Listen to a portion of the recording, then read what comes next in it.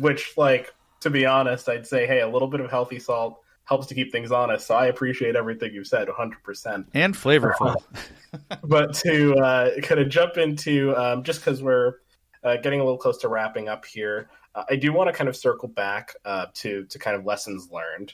I know you'd mentioned a lot of ways in which you've, things you might do differently. If you were to pursue an RPG again in the future, like, what are some approaches that you might take to future planning, either things that you've already done that you would do again, or things that you didn't do that maybe you would try next time? Oh, yeah. It's so hard. It's hard because, like, I felt like I just never had any time at all. So, like, how would you do things differently? Like, I didn't have any time to do anything differently. Like, but obviously, I wish I could have. Like, I wish I had more time to hire someone else to do a lot more organizing. I wish I'd had a producer, but I didn't have time to hire a producer. Like, there's a lot of stuff.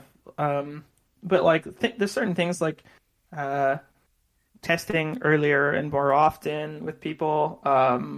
Keep bringing in additional writers in a sensitivity team a lot earlier, doing a lot more accessibility research and testing a lot earlier. I wish we had.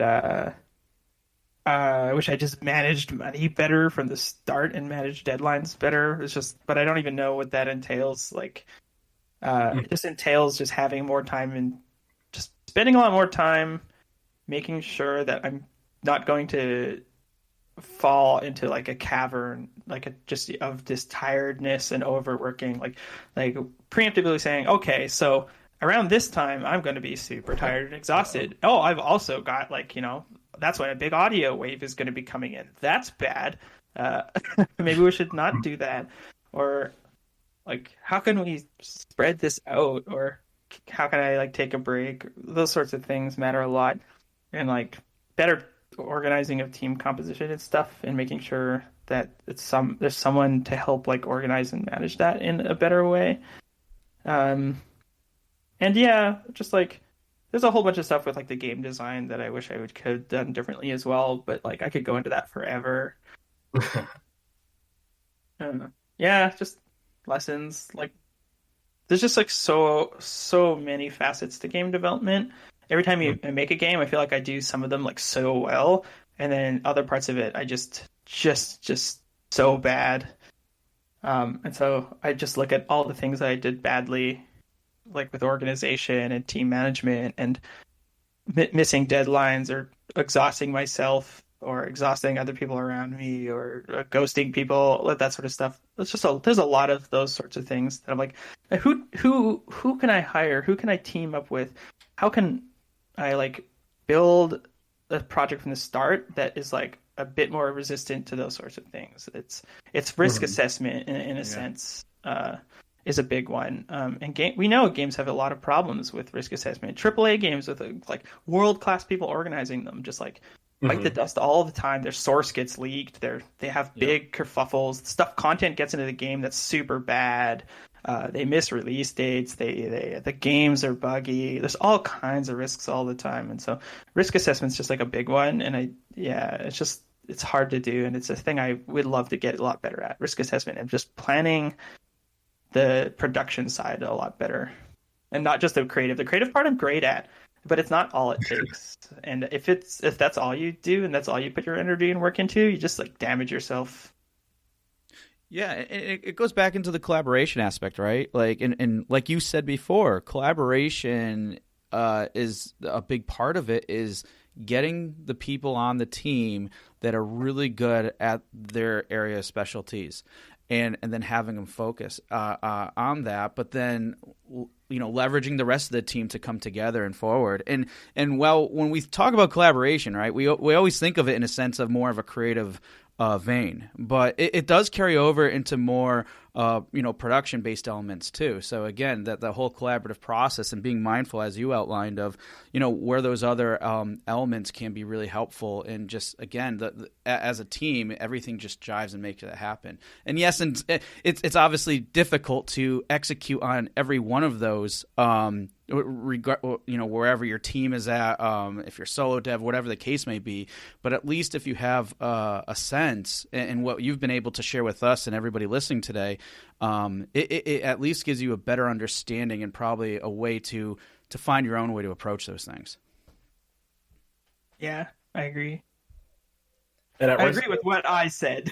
You just affirmed. Hey, we've always got to speak with the confidence, right? I respect it. I would say definitely to also kind of, at risk of sounding perhaps naively optimistic, another good thing about kind of getting a picture of like what all of these different things are that you have to learn is that even if you don't, fire on all cylinders the first time you try it, like you can continue to improve at collaboration and communication and time management. And so future planning is not just a figure it out and then do it perfectly forever kind of thing. It's something that you kind of pick up more and more of as you go. And every step drives you just a little bit less crazy. Yeah. Yeah. It's not my first platformer with spikes, but yeah. And I honestly believe too, if you're lucky enough out there to continue to have one success after another, well, chances are that's like almost impossible, pretty much impossible. And then if you're always hitting a success, you like failures is how you learn, right? And if you don't come across one failure in your life, whenever you do, it's going to be a big one. Because so failures are how you learn, and also other people saying that's a bad idea is also how you learn.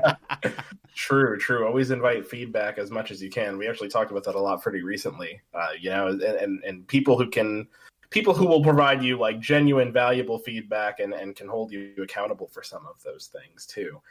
That can help you to overcome certain challenges too, and it helps you to grow a thick skin when it comes to the creative stuff, which is a big obstacle, but very, very important to do. Yeah. Learning to actually take criticism. Right.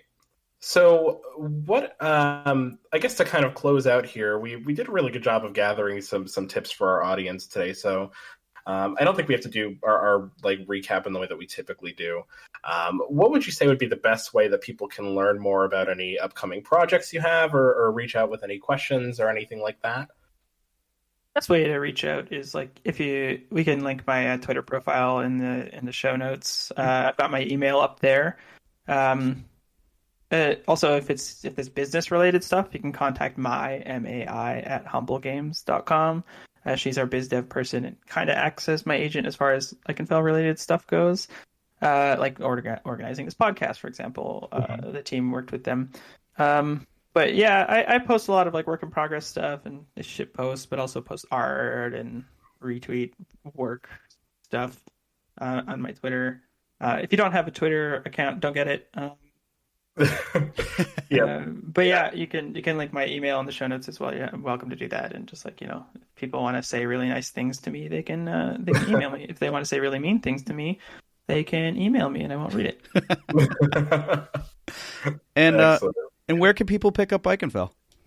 Yeah, you can play it on pretty much all the major consoles. It's on if you go to humblegames.com/Ikenfelll, I believe, or just Ikenfell.com. You can find it there. It's on Nintendo Switch. It's on Xbox Games Pass for another several months. It's so you can just, if you have Games Pass, you can play it on there. It's on Steam for PC and Mac, and it's or Windows and Mac, and it's also on the PS4. So, and I think it works with PS5 with like the playing the PS4 games thing. But I haven't tested that, so I'm not gonna confirm. But other people apparently have, and it seems to work okay. Awesome. The Series S or whatever it's called as well. It seems to work. So yeah, play it on a console. It's very fun to play with a controller. It's how I think it's best. But if Steam is how you play your games, play it and try to plug in a controller if you can. Excellent. All right, excellent. Well, thank you so much, Chevy, for coming on and talking with us today. Again, Ikenfelll is a game that I had an absolute blast with, so I was very excited to get into the weeds with it with you here. Yeah, Andrew, you have anything to kind of close this out? No, it was just honestly an honor to have you, Chevy, and the insights and everything that you shared with us today was just great, and I'm sure our listeners feel the same way. So again, thank you so much for being on the show. Yeah, thank you for having me, and thanks for organizing, and good luck with the show going forward. Absolutely. It's a pleasure. Thank you. Hey everyone, and thank you for listening to another episode of Indie Game Movement. I'm Andrew Pappas, your host, and the show's producer is Mustapha Price. A special thanks to Taisuke Kimura for creating the show's theme and Donnie Wilson for the logo design. If you enjoy and value the content, you can support us by visiting our Patreon, which is patreon.com/IGM podcast, and select the tier that meets your needs. Show notes for this episode can be found by visiting rengenmarketing.com/the number of this episode. Rengen Marketing is a consulting marketing company that helps indie devs with their marketing efforts. So if you're looking for helpful marketing content or marketing plan template for your current game, then please visit rengenmarketing.com. And as always, thanks for being such great listeners, and we'll see you next time on Indie Game Movement.